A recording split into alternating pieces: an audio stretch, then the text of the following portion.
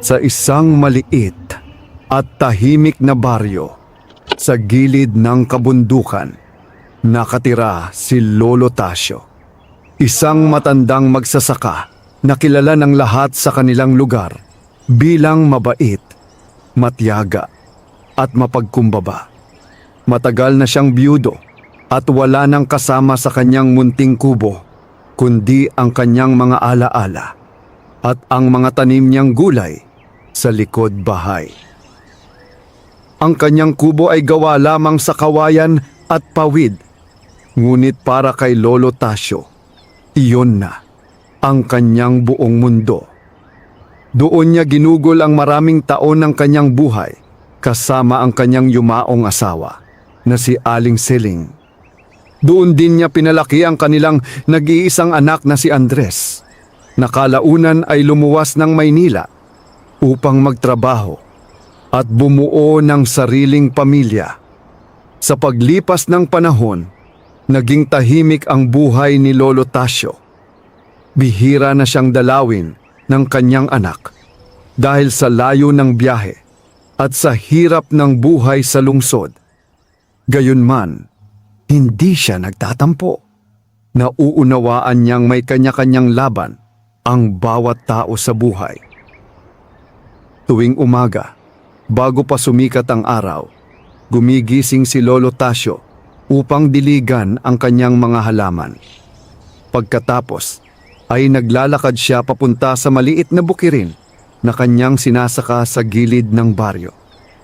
Kahit matanda na siya, hindi niya kayang iwan ang trabaho sa lupa. Para sa kanya, ang pagsasaka ay hindi lamang hanap buhay, kundi isang paraan ng pamumuhay. Ngunit isang araw, may nangyari na hindi niya inaasahan. Maagang nagising si Lolo Tasio ng araw na iyon. Bahagyang malamig ang simoy ng hangin at makapal ang hamog sa paligid ng baryo. Matapos niyang kumain ng simpleng almusal na kamote at kape, nagpasya siyang maglakad ng mas malayo sa karaniwang pinupuntahan niya. Matagal na niyang gustong makita ang bahagi ng kagubatan sa likod ng bundok. Ayon sa matatanda sa baryo, may mga lugar daw doon na hindi pa nararating ng karamihan. May mga nagsasabi ring may mga lihim na nakatago sa kailaliman ng gubat. Hindi naman naniniwala si Lolo Tasio sa mga kwento ng kababalaghan. Ngunit may kakaibang pakiramdam siyang hindi niya may paliwanag. Parang may tumatawag sa kanya mula sa loob ng kagubatan.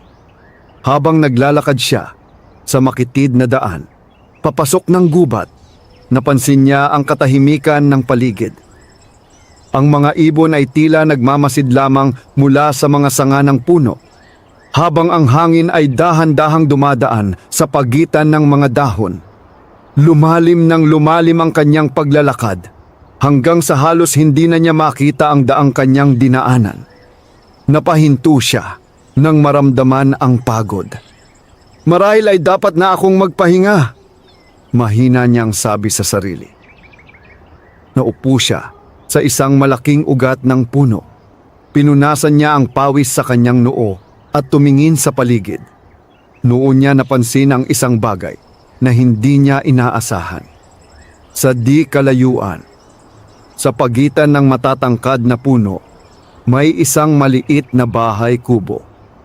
Napakunot ang noo ni Lolo Tasio. "May nakatira kaya dito?" bulong niya. Hindi niya akalaing may bahay sa gitna ng gubat. Sa tagal niyang nakatira sa baryo, wala siyang narinig na may naninirahan sa ganoong kalalim na bahagi ng kagubatan. Dahan-dahan siyang lumapit. Habang papalapit siya, napansin niyang kakaiba ang kubo.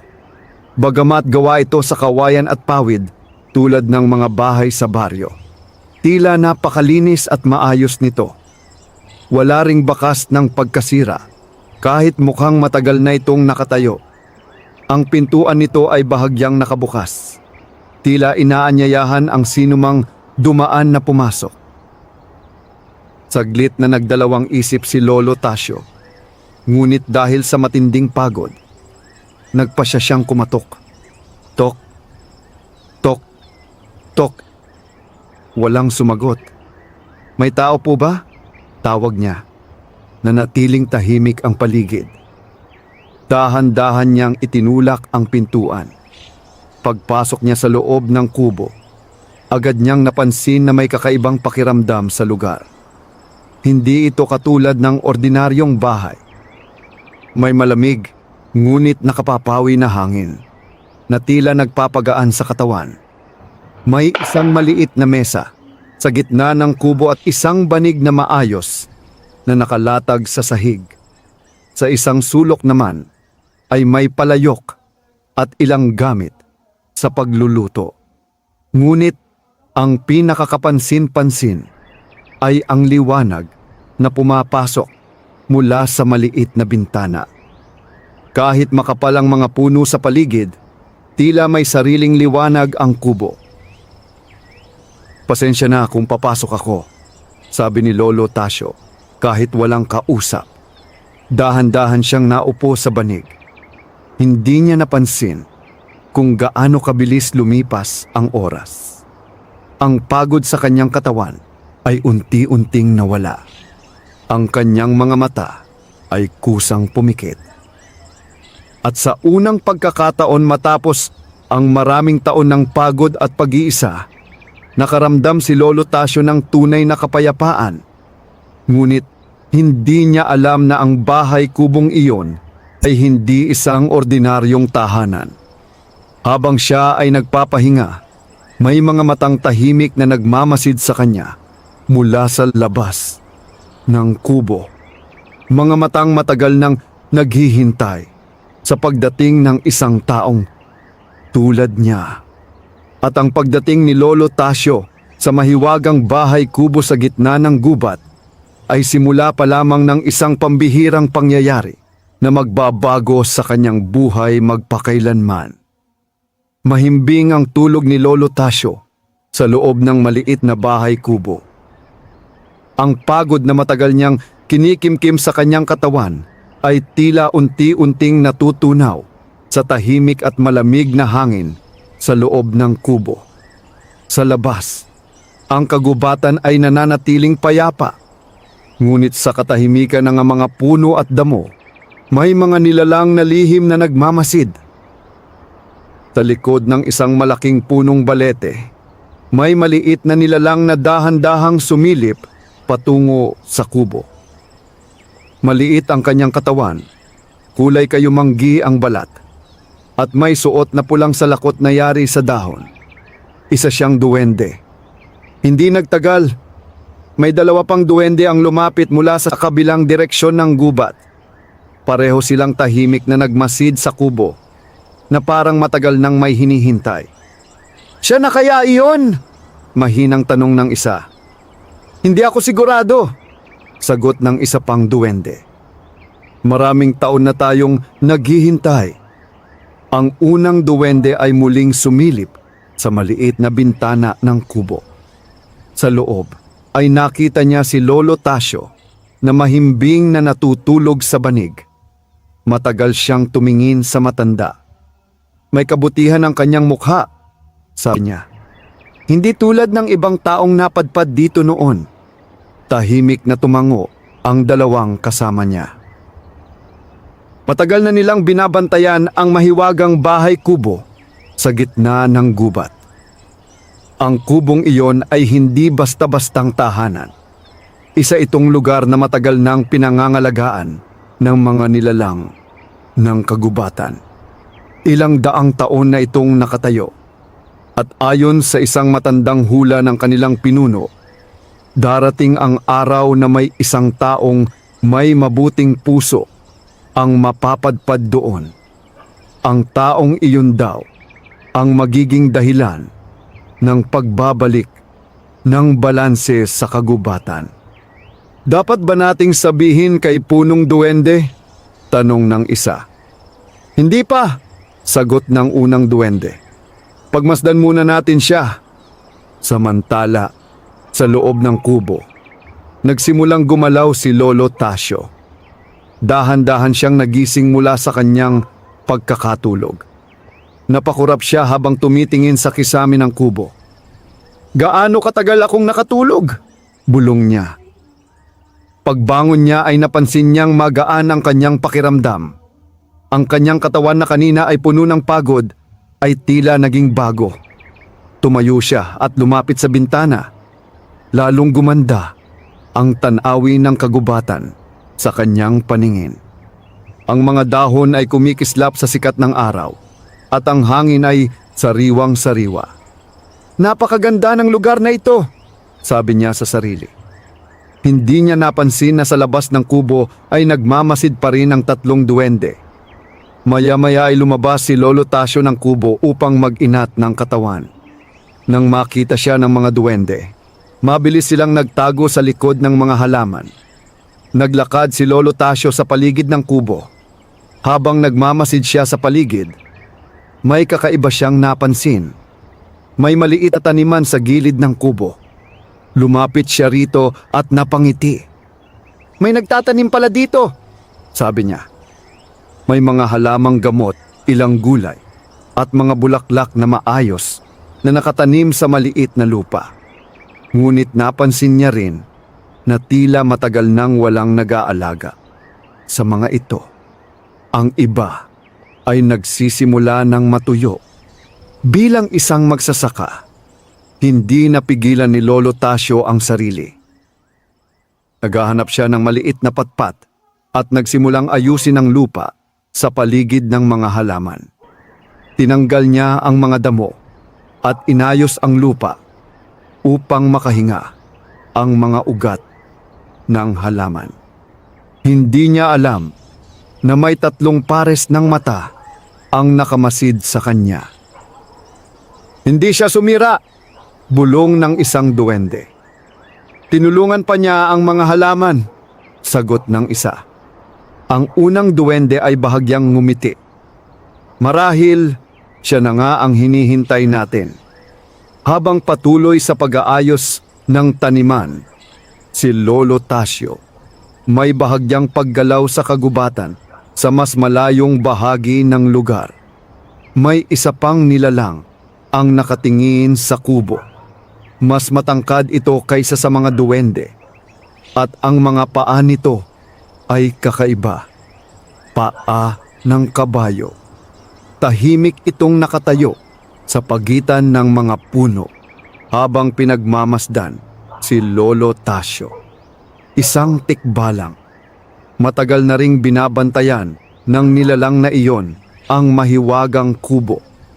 At ngayon, nakita nito ang matandang lalaki na walang takot na naglalakad sa lugar na kinatatakutan ng maraming tao.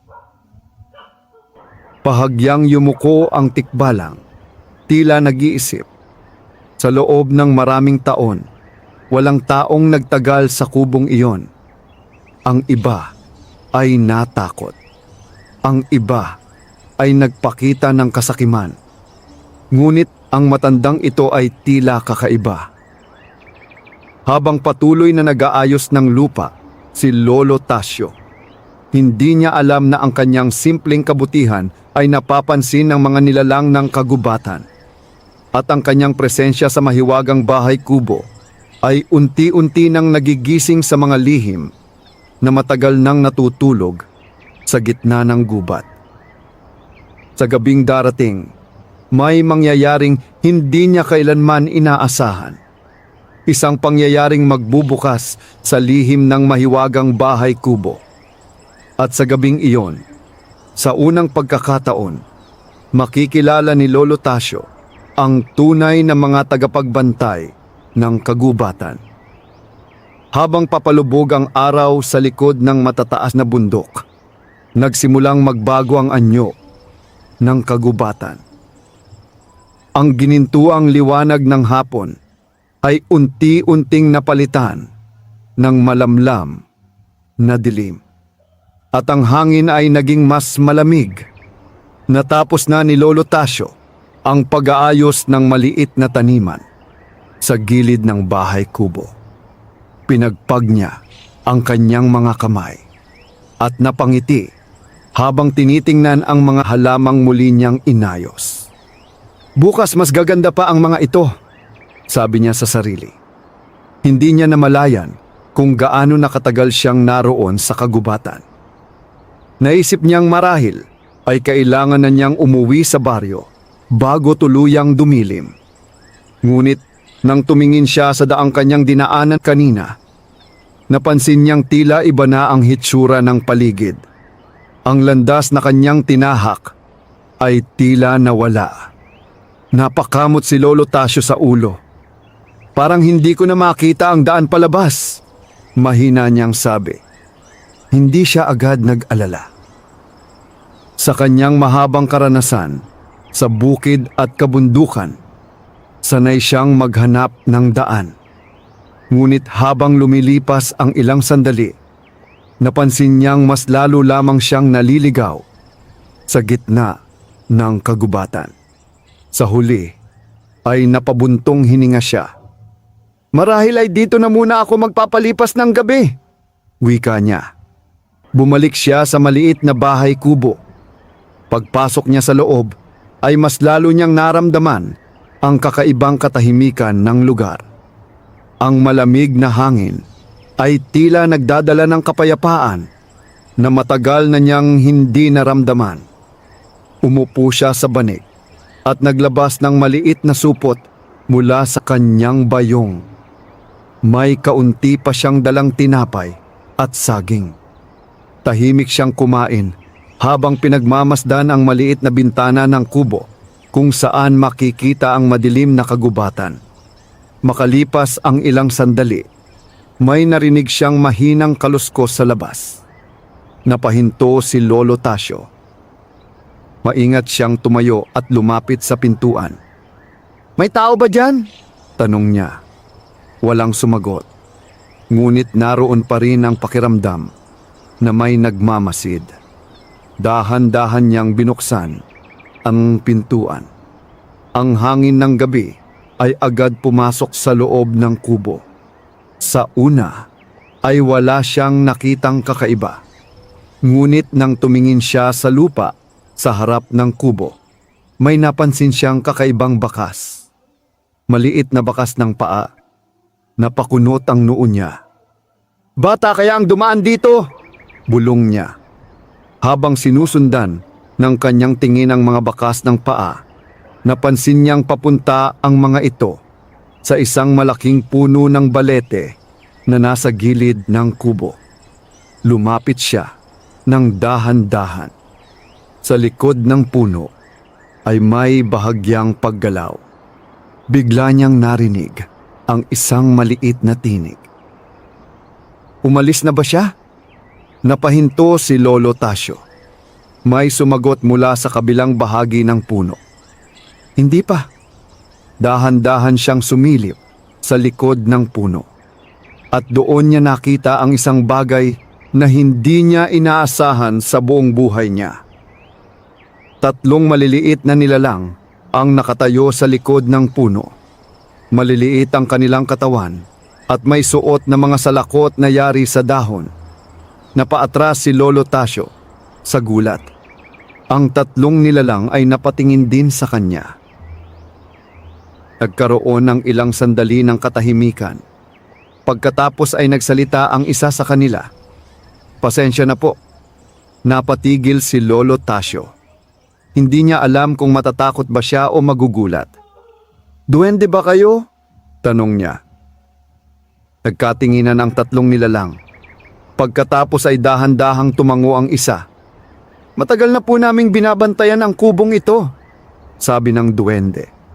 Imbes na matakot, napakamot lamang si Lolo Tasio sa ulo. Kung ganun pala, pasensya na kung nakitulog ako doon. Nagulat ang 3 duwende sa kanyang sinabi. Karaniwan, kapag may taong nakakakita sa kanila, ay sumisigaw o tumatakbo sa takot. Ngunit, ang matandang ito ay tila kalmado lamang. Hindi ka ba natatakot? Tanong ng isa. Umiling si Lolo Tasio. Matanda na ako, sabi niya. Marami na akong nakita sa buhay. Kung wala naman kayong ginagawang masama, bakit ako matatakot? Sandaling natahimik ang mga duwende. Sa unang pagkakataon matapos ang maraming taon, may isang taong hindi natakot sa kanila.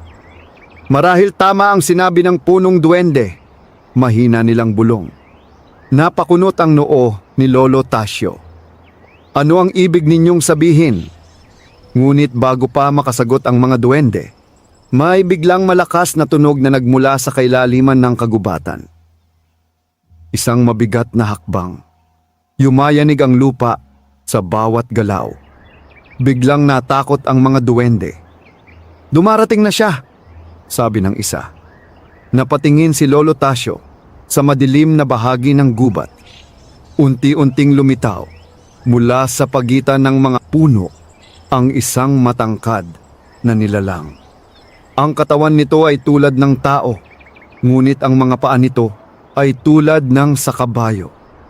Matangkad ito at nakakatakot ang anyo, ngunit ang mga mata nito ay tila tahimik at mapagmasid.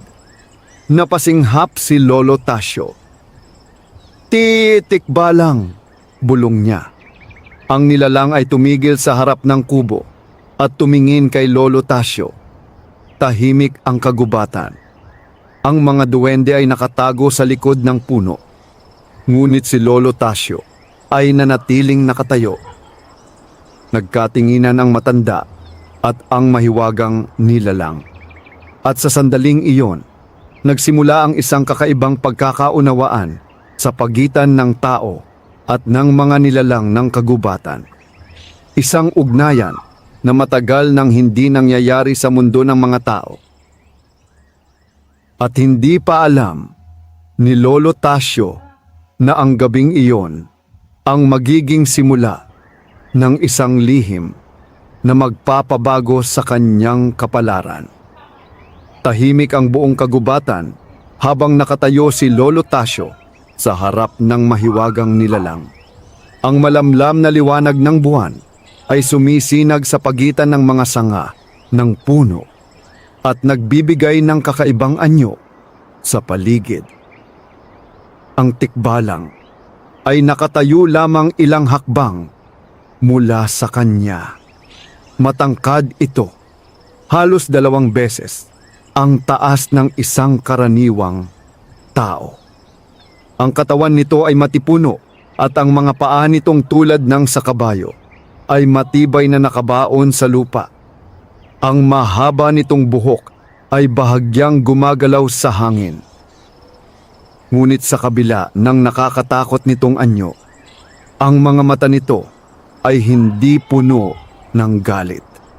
Sa halip ay tila nagmamasid lamang. Sa likod ng punong balete ay tahimik na nakasilip ang 3 duwende. Hindi sila gumagalaw. Matagal na nilang kilala ang nilalang na iyon. Siya ang isa sa mga tagapagbantay ng kagubatan. Siya ang nagbabantay sa mahiwagang bahay kubo. Nagkaroon ng ilang sandali ng katahimikan bago nagsalita si Lolo Tasio. "Magandang gabi," sabi niya sa mahinahong tinig. Nagulat ang mga duwende sa kanyang sinabi. Walang takot ang matanda. Ang tikbalang ay hindi rin agad nagsalita. Tinitigan lamang nito si Lolo Tasio na parang sinusukat ang kanyang pagkatao. Maya-maya ay nagsalita ito sa mababa at malalim na tinig. "Hindi ka natatakot sa akin?" Bahagyang napangiti si Lolo Tasio. "Kung ikaw ay may masamang balak, matagal mo na sana akong sinaktan," sagot niya. "Pero nakatayo ka lang dyan at nagmamasid." Tahimik na tumingin ang tikbalang sa matanda. Mula sa likod ng puno ay marahang lumabas ang mga duwende. "Siya ang matandang tinutukoy namin," sabi ng isa sa kanila. Bahagyang lumingon ang tikbalang sa kanila. "Matagal ba siyang nandito?" tanong nito. "Oo," sagot ng isa pang duwende. "Nagpahinga siya sa kubo at inayos pa niya ang taniman." Napatingin ang tikbalang kay Lolo Tasio. "Totoo ba yon?" Tumango ang matanda. Sayang naman kung matutuyo ang mga halaman, sagot niya. Maganda ang lugar na ito. Muling natahimik ang paligid. Ang mga dahon ng puno ay dahan-dahang gumagalaw habang dumadaan ang malamig na hangin. Sa wakas ay nagsalita muli ang tikbalang. Ang kubong iyon ay hindi ordinaryong bahay. Tahimik na nakinig si Lolo Tasio. Maraming taon na itong binabantayan ng mga nilalang ng kagubatan. Patuloy ng tikbalang. Hindi lahat ng tao ay maaaring manatili dito.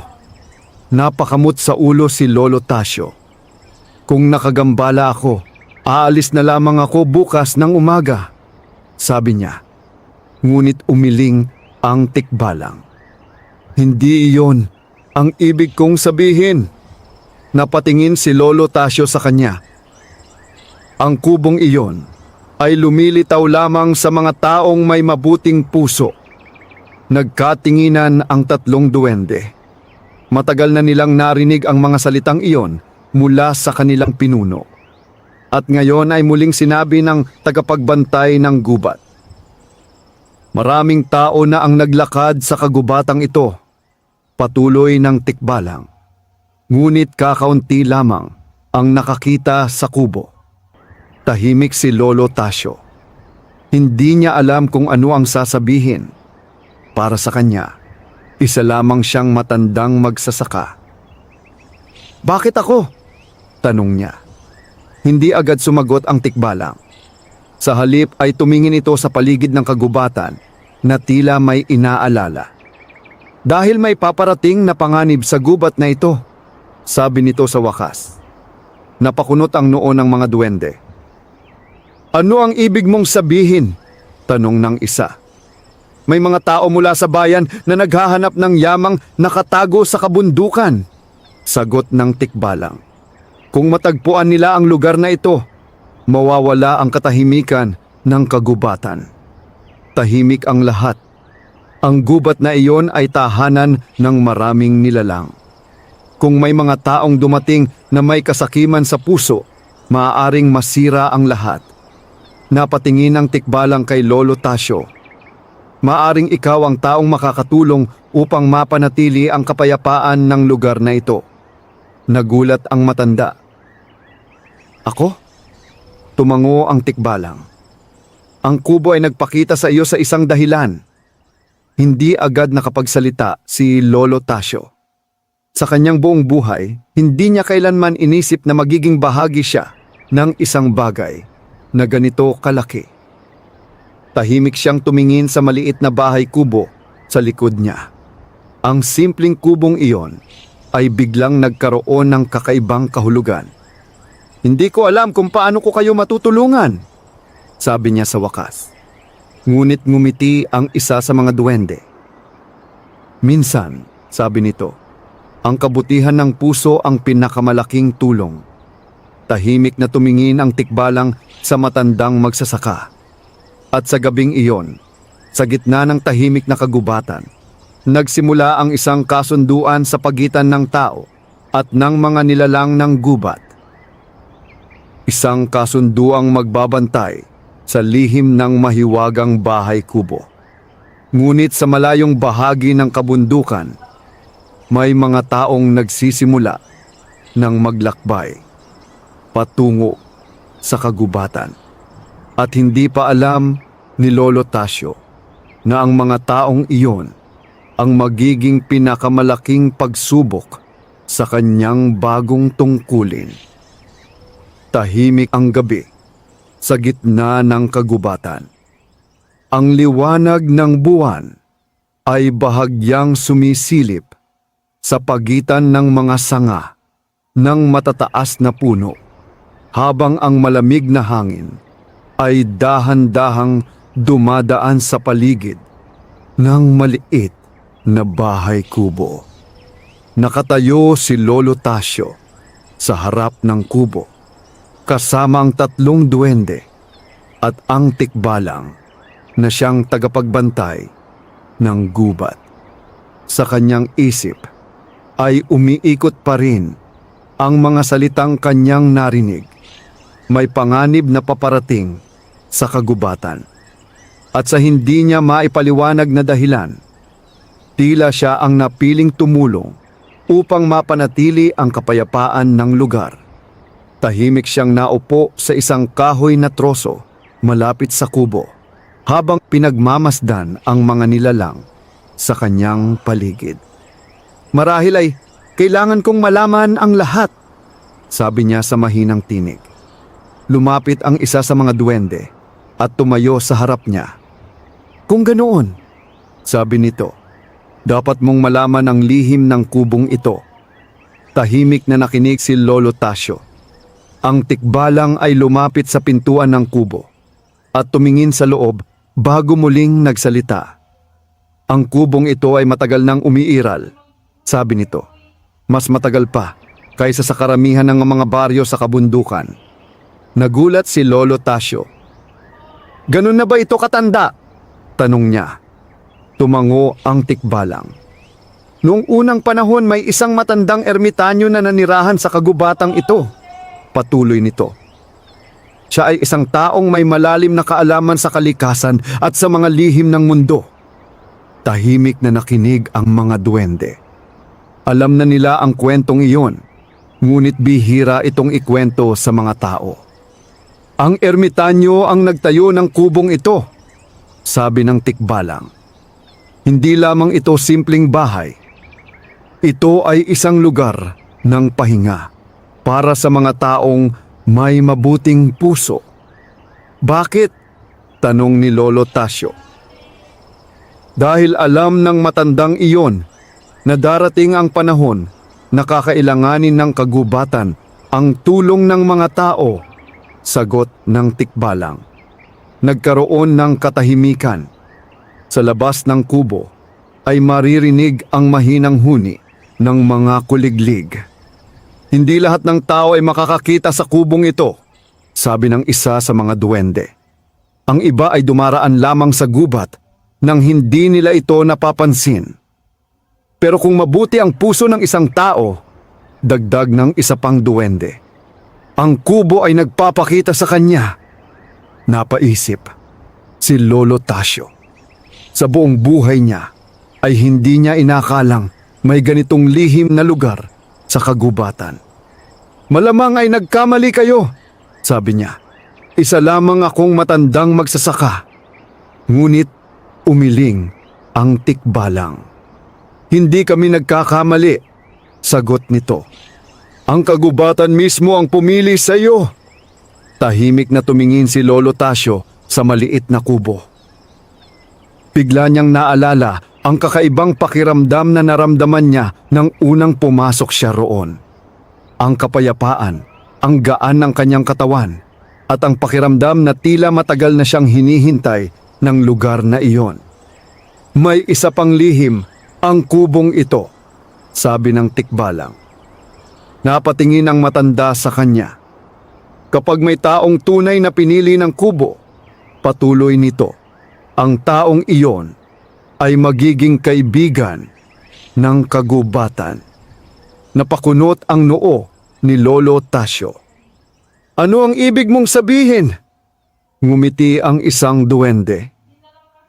Ibig sabihin, sabi nito, maririnig mo ang mga bamarang, ang mga bulhong ng kagubatan. Tahimik na napatingin si Lolo Tasio sa paligid.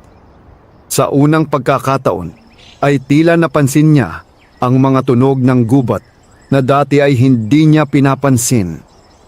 Ang paggalaw ng mga dahon, ang mahinang pag-agos ng hangin, at ang tahimik na buhay ng mga nilalang sa paligid. Para bang ang buong kagubatan ay may sariling hininga. Ngunit bago pa siya makapagsalita, biglang nagbago ang mukha ng tikbalang. Napatingin ito sa madilim na bahagi ng gubat. May paparating, sabi nito. Nagulat ang mga duwende. Ngayon na ba? Tanong ng isa. Tumango ang tikbalang. Mas mabilis kaysa sa inaasahan. Napatingin si Lolo Tasio sa direksyong tinitingnan ng tikbalang. Sa malayo ay may bahagyang liwanag na gumagalaw sa pagitan ng mga puno. Parang mga ilaw ng lampara, mga ilaw ng tao. May mga taong papasok sa kagubatan. At hindi pa alam ni Lolo Tasio na ang pagdating ng mga taong iyon ang magiging simula ng pinakamalaking pagsubok sa mahiwagang kubo at sa katahimikan ng kagubatan. Tahimik ang hangin sa kagubatan, ngunit ang katahimikang iyon ay tila naputol ng mga ilaw na gumagalaw sa malayo. Mula sa pagitan ng mga puno ay unti-unting lumalapit ang liwanag ng ilang lampara. Napatingin si Lolo Tasio sa direksyong iyon habang ang tikbalang at ang mga duwende ay nanatiling alerto. "Mga tao iyon," sabi ni Lolo Tasio. Tumango ang tikbalang. "Hindi sila naparito para magpahinga," sagot nito. "Narito sila upang maghanap." Napakunot ang noo ng matanda. "Maghanap ng ano?" Isa sa mga duwende ang sumagot. "Kayamanan." Napabuntong hininga si Lolo Tasio. Matagal na niyang naririnig ang mga kwento sa baryo tungkol sa mga taong naghahanap ng nakatagong yaman sa kabundukan. May mga nagsasabing may lumang kayamanan daw na itinago noong unang panahon. Ngunit sa kanyang isip, karamihan sa mga kwentong iyon ay haka-haka lamang. Ngunit ngayon ay tila may katotohanan pala. Madalas silang dumarating? Tanong niya. Umiling ang tikbalang. "Hindi," sagot nito. "Ngunit kapag may isang grupo na nakarating dito, madalas ay may mas marami pang susunod." Habang nagsasalita sila, papalapit ng papalapit ang mga ilaw. Naririnig na ngayon ang mga tinig ng mga lalaki. "Sigurado ka bang dito iyon?" tanong ng isa. "Ganito ang sinabi ng matandang nakausap ko sa bayan," sagot ng isa pang lalaki. "May lumang kayamanan daw sa loob ng kagubatang ito." May ikatlong boses na nagsalita. "Kung totoo iyon, yayaman tayong lahat." Tahimik na nakinig si Lolo Tasio. Sa kanilang mga tinig ay ramdam niya ang kasabikan at kasakiman. Lumapit ang isa sa mga duwende sa tikbalang. "Ano ang gagawin natin?" tanong nito. Tahimik na nag-isip ang tikbalang. Hindi nila maaaring hayaan na matagpuan ng mga taong iyon ang mahiwagang kubo. Kung makita ng mga ito ang lugar, maaaring bumalik sila kasama ang mas marami pang tao. At kapag nangyari iyon, mawawala ang katahimikan ng kagubatan. Napatingin ang tikbalang kay Lolo Tasio. "Handa ka bang tumulong sa amin?" tanong nito. Bahagyang nagulat ang matanda. "Ano ang kailangan kong gawin?" Saglit na nag-isip ang tikbalang bago sumagot. Ang mga taong iyon ay hindi naniniwala sa mga nilalang ng gubat, sabi nito. Ngunit nakikinig sila sa kapwa nila tao.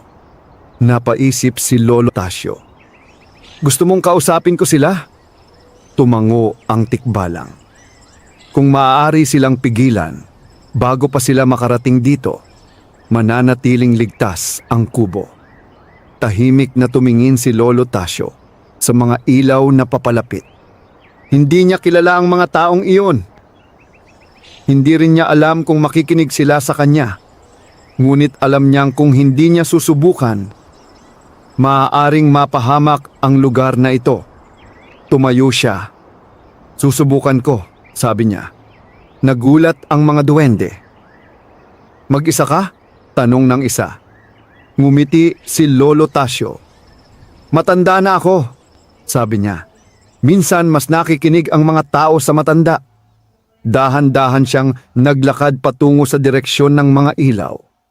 Tahimik siyang pinanood ng tikbalang at ng mga duwende habang papalayo siya. Habang lumalapit si Lolo Tasio, sa grupo ng mga lalaki. Mas malinaw na niyang nakita ang kanilang anyo. 4 silang lahat. May dala silang mga pala, lubid at mga sako. Mga taong handang maghukay sa lupa upang maghanap ng kayamanan. Napansin ng isa sa kanila ang matandang papalapit. "Hoy!" sigaw nito. "May tao dito!" Huminto ang grupo. Tiningnan nila si Lolo Tasio. "Ano ang ginagawa mo dito, matanda?" tanong ng isa. Huminto si Lolo Tasio sa harap nila. "Dadaan lamang ako pa uwi," sagot niya. Napatingin ang isa sa mga lalaki sa paligid. "Kung galing ka dito sa loob ng gubat," sabi nito, "baka may nakita kang kakaiba." Tahimik na tumingin si Lolo Tasio sa kanila. Alam niyang ito ang sandaling kailangan niyang magpasya kung paano niya ipagtatanggol ang lihim ng mahiwagang kubo. Ngunit sa parehong sandali, sa mas malalim na bahagi ng kagubatan, may isa pang nilalang na nagmamasid sa mga taong iyon. Isang nilalang na hindi kasing mahinahon ng tikbalang. Isang nilalang na hindi matutuwa sa presensya ng mga taong may dalang kasakiman sa kagubatan. At kapag ito ay nagpakita, maaaring hindi na maging mapayapa ang gabi para sa lahat. Sa ilalim ng malamlam na liwanag ng mga lampara, magkakaharap si Lolo Tasio at ang 4 na lalaking naglalakbay sa gitna ng kagubatan. Ang hangin ay bahagyang malamig at ang mga dahon ng puno ay marahang gumagalaw sa paligid nila. Pinagmasdan ng mga lalaki ang matandang magsasaka na nakatayo sa harap nila. Ang isa sa kanila, isang lalaking matipuno na tila pinuno ng grupo, ang unang nagsalita. "Matanda, saan ka nang galing?" tanong nito. "Galing ako sa kabilang bahagi ng bundok," mahinahong sagot ni Lolo Tasio. "Naglakad lamang ako upang maghanap ng mga halamang gamot." Nagkatinginan ang 4 na lalaki. May isa sa kanila na may hawak na pala ang bahagyang lumapit. "Kung ganoon," sabi nito, "baka may nakita kang kakaiba sa loob ng gubat." Tahimik si Lolo Tasio. Alam niyang hinahanap ng mga ito ang bagay na sinabi ng tikbalang. "Anong klaseng kakaiba?" tanong niya. Sumagot ang lalaking may hawak na lampara. "May nagsabi sa amin na may nakatagong kayamanan daw sa bundok na ito," sabi nito. Lumang kayamanan na hindi pa natatagpuan. Napabuntong hininga si Lolo Tasio. "Marami ng ganitong kwento ang narinig ko," sabi niya. "Pero karamihan sa mga iyon ay walang katotohanan." Ngunit umiling ang pinuno ng grupo. "Hindi kami basta naniwala lamang sa kwento," sabi nito. "May lumang mapa kami." Mula sa kanyang bulsa ay inilabas niya ang isang piraso ng lumang papel. Tiningnan iyon ni Lolo Tasio. Mukhang luma nga ang mapa. May mga guhit ito na tila nagpapakita ng direksyon papunta sa loob ng kagubatan. Ngunit hindi malinaw kung saan eksaktong lugar ito patungo. "Kung kayo ay papasok pa sa loob ng gubat ngayong gabi," sabi ni Lolo Tasio, "maaaring mapahamak kayo." Napakunot ang noo ng isa sa mga lalaki. "Bakit?" tanong nito. Tahimik si Lolo Tasio bago sumagot. "Ang gubat na ito ay hindi tulad ng ibang lugar," sabi niya. "Maraming taong naligaw na dito." Nagkatinginan ang mga lalaki. Ang isa ay bahagyang natawa. "Matanda," sabi nito, "huwag mo kaming takutin." Ngunit ang pinuno ng grupo ay nanatiling seryoso. "Totoo bang may kakaiba sa gubat na ito?" tanong nito. Hindi agad sumagot si Lolo Tasio. Hindi niya maaaring sabihin ang tungkol sa kubo, sa mga duwende o sa tikbalang. Ngunit kailangan niyang pigilan ang mga ito. May mga lugar sa gubat na hindi dapat pinapasok. sabi niya sa wakas. Tahimik ang grupo. Sa sandaling iyon ay may biglang malakas na hangin na dumaan sa kagubatan. Ang mga dahon ng puno ay biglang kumaluskos. Ang mga lampara ng mga lalaki ay bahagyang umuga. Napatingin silang lahat sa paligid. Biglang lumakas ang hangin, sabi ng isa. Ngunit si Lolo Tasio ay may napansin. Sa mas malalim na bahagi ng kagubatan, tila may gumagalaw sa pagitan ng mga puno. Isang anino. Napansin din ito ng pinuno ng grupo. Ano iyon? Tanong niya. Bago pa makasagot si Lolo Tasio, may narinig silang isang malakas na tunog. Tunog ng mabigat na paa na tumatapak sa lupa. Isa, dalawa, tatlo. Ang mga hakbang ay papalapit. Ang mga lalaki ay biglang naging tahimik. Mula sa kadiliman ng kagubatan ay may lumitaw na isang malaking anino. Mas matangkad pa sa tikbalang at mas mabigat ang hakbang. Napakapit ang isa sa mga lalaki sa kanyang pala. Ano yon? Tanong niya sa nanginginig na tinig. Tahimik lamang si Lolo Tasio habang tinitingnan ang aninong unti-unting lumalapit. Sa kanyang isip ay naalala niya ang sinabi ng tikbalang. May isa pang nilalang sa gubat. Isang nilalang na hindi palaging mapagpasensya sa mga taong may dalang kasakiman. Habang papalapit ang nilalang, mas naging malinaw ang anyo nito. Isang napakalaking nilalang na tila yari sa lupa at bato. Ang mga mata nito ay kumikislap sa dilim. At sa sandaling iyon, napagtanto ng apat na lalaki na maaaring totoo ang mga babala tungkol sa kagubatang iyon. Ang kanilang paghahanap ng kayamanan ay maaaring magdala sa kanila sa isang panganib na hindi nila kailanman inakala. At sa gitna ng lahat ng iyon, si Lolo Tasio lamang ang nakatayo ng kalmado. Dahil sa kanyang puso ay alam niyang ang kagubatan ay hindi basta sumasaktan sa mga taong walang masamang hangarin. Ngunit para sa mga taong pumasok dito dahil sa kasakiman, ang kagubatan ay may sariling paraan upang ipagtanggol ang sarili. Ang mabibigat na hakbang ay patuloy na umalingaw-ngaw sa gitna ng kagubatan. Ang apat na lalaki ay halos hindi makagalaw habang pinagmamasdan ang napakalaking aninong unti-unting lumalabas mula sa pagitan ng mga puno. Habang lumalapit ang nilalang, mas naging malinaw ang anyo nito sa liwanag ng mga lampara. Isa itong napakalaking nilalang na tila gawa sa lupa at bato.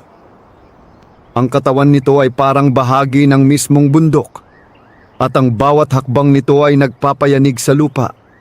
Ang mga mata nito ay kumikislap sa dilim. Napaatras ang isa sa mga lalaki. Ano yon? Nanginginig niyang tanong. Hindi ito normal, sabi ng isa pa habang mahigpit na hawak ang kanyang pala. Tahimik si Lolo Tasio habang pinagmamasdan ang nilalang.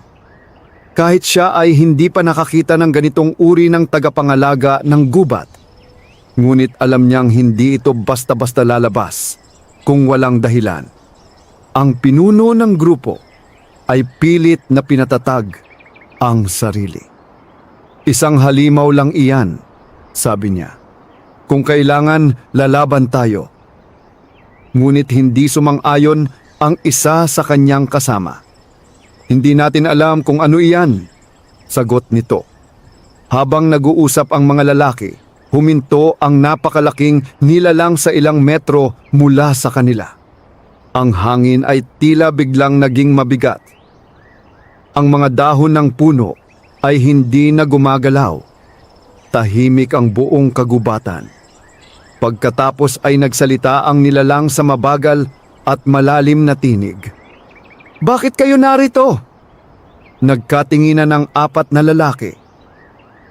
Hindi nila inaasahan na ang nilalang na iyon ay marunong magsalita. Hinahanap namin ang kayamanan sa bundok na ito, Sagot ng pinuno ng grupo. Ang mga mata ng nilalang ay tila lalo pang kumislap. Ang gubat na ito ay hindi lugar para sa kasakiman, sabi nito. Ang isa sa mga lalaki ay nagpakita ng kaba. Umalis na tayo, mahina niyang sabi.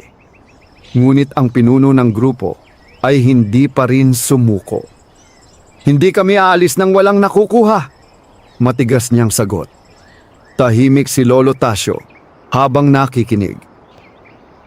Sa kanyang puso ay nararamdaman niyang hindi magiging maganda ang kalalabasan kung magpapatuloy ang mga lalaki sa kanilang ginagawa.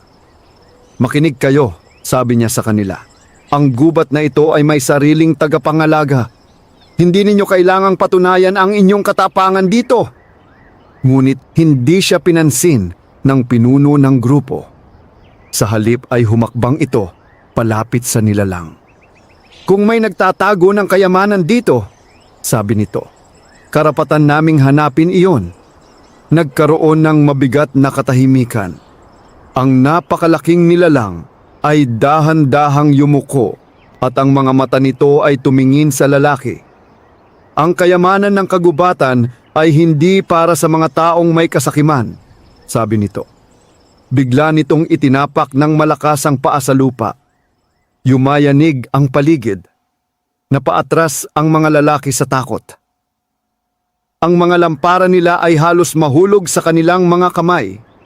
Sa malayong bahagi ng kagubatan, naramdaman ng tikbalang at ng mga duwende ang pagyanig ng lupa. Nagpakita na ang tagapangalaga, sabi ng isa sa mga duwende. Tahimik na tumingin ang tikbalang sa direksyon kung saan nagmula ang ingay. Umaasa akong makikinig ang mga taong iyon, sabi nito. Samantala, sa harap ng napakalaking nilalang, nagsimulang manginig ang loob ng 4 na lalaki. Sa unang pagkakataon, napagtanto nilang maaaring mali ang kanilang ginawa. Ang kagubatang iyon ay hindi lamang isang lugar na maaaring hukayin para sa kayamanan. Ito ay isang mundong may sariling mga batas. At ang mga nilalang na nagbabantay dito ay hindi papayag na sirain ito ng kasakiman ng mga tao. Tahimik na tumingin ang nilalang kay Lolo Tasio. Sa kabila ng lahat ng nangyayari, napansin nito na ang matandang lalaki lamang ang hindi nagpapakita ng takot o kasakiman. Sa halip ay tila may pag-unawa siya sa katahimikan ng kagubatan. At sa sandaling iyon, napagtanto ng nilalang na ang matandang iyon ay maaaring may mahalagang papel sa kinabukasan ng lugar na iyon. Ngunit ang tunay na pagsubok ay hindi pa tapos. Dahil sa puso ng pinuno ng mga lalaki, nananatili pa rin ang pagnanais na makuha ang kayamanang kanyang hinahanap. At kapag pinili niyang labanan ang kagubatan, maaaring magbago ang lahat. Nanatiling mabigat ang hangin sa gitna ng kagubatan. Ang napakalaking tagapangalaga ay nakatayo sa harap ng 4 na lalaki, habang ang liwanag ng kanilang mga lampara ay nanginginig sa kanilang mga kamay. Ang lupa ay tila huminto sa paggalaw matapos ang malakas na pagyanig. Tahimik ang buong paligid. Ang mga mata ng nilalang na yari sa lupa at bato ay nakatutok sa mga taong pumasok sa kagubatan. Umalis kayo, mabagal nitong sabi. Ito ang huling babala. Ang 3 lalaki ay nagkatinginan. Ang isa sa kanila ay agad na lumapit sa pinuno ng grupo. Tama na, sabi niya. Hindi na ito normal. Umalis na tayo. Ang isa pang kasama ay tumango rin. Hindi ko gusto ang nangyayari dito, dagdag nito. Ngunit ang pinuno ng grupo ay nanatiling nakatayo. Ang kanyang mga mata ay puno pa rin ng pagnanais na makuha ang kayamanan na kanilang hinahanap. Tahimik siyang tumingin sa paligid ng kagubatan. Sa kanyang isip ay umiikot ang ideya na kung totoo ngang may kayamanan dito, maaaring napakalapit na nila. Napansin ito ni Lolo Tasio. Dahan-dahan siyang lumapit sa lalaki. "Anak," mahinahong sabi ng matanda, "maraming bagay sa mundo na hindi natin kailangang angkinin." Napatingin ang lalaki kay Lolo Tasio. "Madali mong sabihin yon," sagot niya. "Wala kang hinahanap." Ngunit umiling si Lolo Tasio. "Hindi totoo iyon," sabi niya. "Sa buong buhay ko, marami rin akong hinanap." Tahimik na nakinig ang mga lalaki.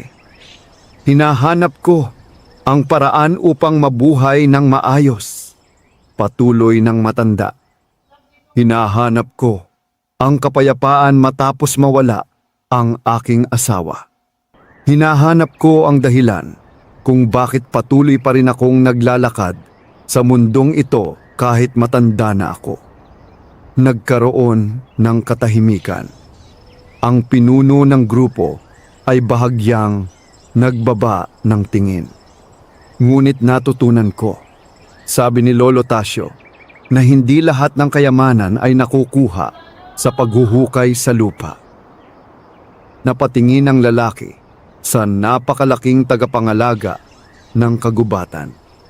Ang nilalang ay tahimik lamang na nakatingin sa kanila. Ang kagubatang ito ay may sariling buhay, patuloy ni Lolo Tasio. "Kung sisirain ninyo ito para lamang sa kayamanan, mawawala ang mapabok ang mga bagay na hindi ninyo kayang ibalik." Mahabang sandali ang lumipas bago nagsalita muli ang pinuno ng grupo. Sa wakas ay napabuntong hininga siya. "Hindi ko inaasahan na ganito ang makikita namin dito," sabi niya. Dahan-dahan niyang ibinaba ang kanyang pala.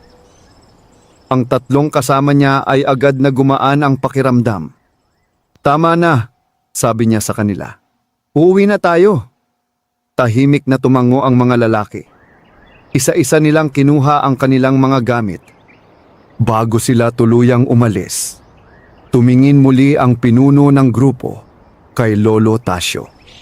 "Marahil ay tama ka," sabi niya. "May mga bagay na mas mahalaga kaysa sa kayamanan." Tumango lamang si Lolo Tasio.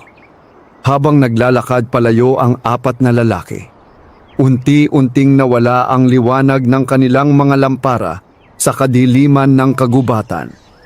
Muling bumalik ang katahimikan. Ang napakalaking tagapangalaga ng gubat ay tahimik na tumingin kay Lolo Tasio. "Pinili nila ang tamang landas," sabi nito. Ngumiti si Lolo Tasio. "Kung minsan, kailangan lamang ipaalala sa mga tao kung ano ang tunay na mahalaga." Maya-maya ay dahan-dahang tumalikod ang nilalang at naglakad pabalik sa kailaliman ng kagubatan. Unti-unti, itong nawala sa pagitan ng mga puno. Hindi nagtagal ay dumating ang tikbalang at ang tatlong duwende. "Nakaalis na sila," sabi ng isa sa mga duwende habang nakatingin sa direksyon na kanilang pinuntahan. Tumango ang tikbalang. "Malaki ang naitulong mo," sabi nito kay Lolo Tasio. Napakamot lamang sa ulo ang matanda. "Ginawa ko lamang ang sa tingin kong tama." Tahimik na tumingin ang tikbalang sa maliit na bahay kubo. "Hindi nagkamali ang kagubatan sa pagpili sa iyo," sabi nito. Habang ang gabi ay unti-unting lumalalim, naramdaman ni Lolo Tasio ang kakaibang kapayapaan sa kanyang puso. Hindi niya inaasahan na ang simpleng paglalakad niya sa kagubatan ay magdadala sa kanya sa isang lugar na puno ng hiwaga. Ngunit hindi pa doon nagtatapos ang kanyang paglalakbay. Dahil ang mahiwagang bahay kubo ay may isa pang lihim na hindi pa niya nalalaman. Isang lihim na magbubukas sa susunod na umaga. Unti-unting nagliwanag ang kalangitan habang sumisikat ang araw sa ibabaw ng kabundukan. Ang malamig na hamog ng umaga ay bumabalot sa mga dahon ng puno at damo sa paligid ng mahiwagang bahay kubo. Maagang nagising si Lolo Tasio. Tahimik siyang nakaupo sa harap ng kubo habang pinagmamasdan ang kagubatan na unti-unting nagigising. Ang mga ibon ay nagsimulang umawit at ang hangin ay sariwa at payapa. Parang walang nangyaring kakaiba noong nakaraang gabi. Ngunit alam ni Lolo Tasio na hindi iyon panaginip. Ang tikbalang, ang mga duwende, at ang napakalaking tagapangalaga ng kagubatan ay totoo. Habang iniisip niya ang mga pangyayari, may narinig siyang maliliit na yabag sa damuhan. Paglingon niya, ay nakita niya ang 3 duwende na papalapit sa kanya. "Magandang umaga," sabi ng isa. Ngumiti si Lolo Tasio. "Magandang umaga rin sa inyo," sagot niya. Makalipas ang ilang sandali, ay dumating din ang tikbalang mula sa pagitan ng mga puno. Tahimik itong lumapit sa harap ng kubo. "Paalis ka na ba?" tanong nito. Tumango si Lolo Tasio. "May bahay pa akong babalikan sa baryo," sabi niya, "at may mga tanim pa akong aalagaan." Tahimik na nagkatinginan ang mga duwende. "Malulungkot ang kagubatan kapag wala ka na," sabi ng isa. Pahagyang napangiti ang matanda. "Ang kagubatan ay mas matanda pa kaysa sa akin," sagot niya. Hindi ito malulungkot sa pagkawala ng isang matandang magsasaka. Ngunit umiling ang tikbalang. "Hindi lahat ng tao ay may pusong tulad ng sayo," sabi nito. Kaya mahalaga ang mga taong marunong makinig sa katahimikan ng kagubatan. Nagkaroon ng ilang sandali ng katahimikan. Pagkatapos ay lumapit ang tikbalang sa pintuan ng kubo. "May isang bagay kaming nais ipakita sa iyo bago ka umalis," sabi nito. Napakunot ang noo ni Lolo Tasio. "Ano yon?" Pumasok silang lahat sa loob ng kubo. Ang maliit na kubo ay tila pareho pa rin ng kahapon.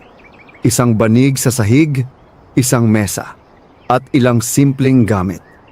Ngunit lumapit ang tikbalang sa isang sulok ng kubo at dahan-dahang itinuro ang sahig. "Buksan mo yan," sabi nito. Lumuhod si Lolo Tasio at maingat na inangat ang isang bahagi ng sahig na gawa sa kawayan. Sa ilalim nito ay may maliit na kahong kahoy. Nagulat siya. Dahan-dahan niyang kinuha ang kahon at inilapag sa mesa. "Buksan mo," sabi ng isa sa mga duwende. Maingat na binuksan ni Lolo Tasio ang kahon. Sa loob nito ay may ilang lumang butil ng binhi na nakabalot sa tela. Napatingin siya sa tikbalang. "Mga binhi?" tanong niya. Tumango ang tikbalang. "Iyan ang tunay na kayamanan ng kagubatan," sabi nito. Tahimik na nakinig si Lolo Tasio. "Ang mga binhing iyan ay nagmula pa sa mga sinaunang halaman ng kagubatan," patuloy ng tikbalang.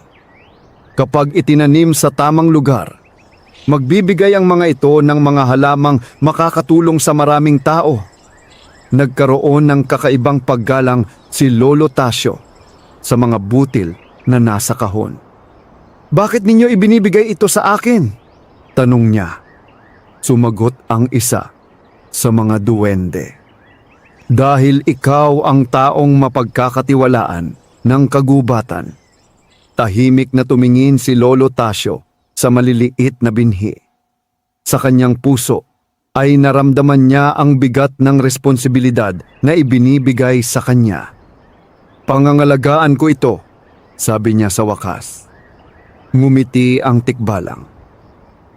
Iyan lamang ang hinihiling ng kagubatan. Makalipas ang ilang sandali, ay lumabas si Lolo Tasyo ng kubo. Ang araw ay mas maliwanag na ngayon, at ang hamog sa damuhan ay kumikislap sa liwanag ng umaga. Mahigpit niyang hawak ang maliit na kahon ng mga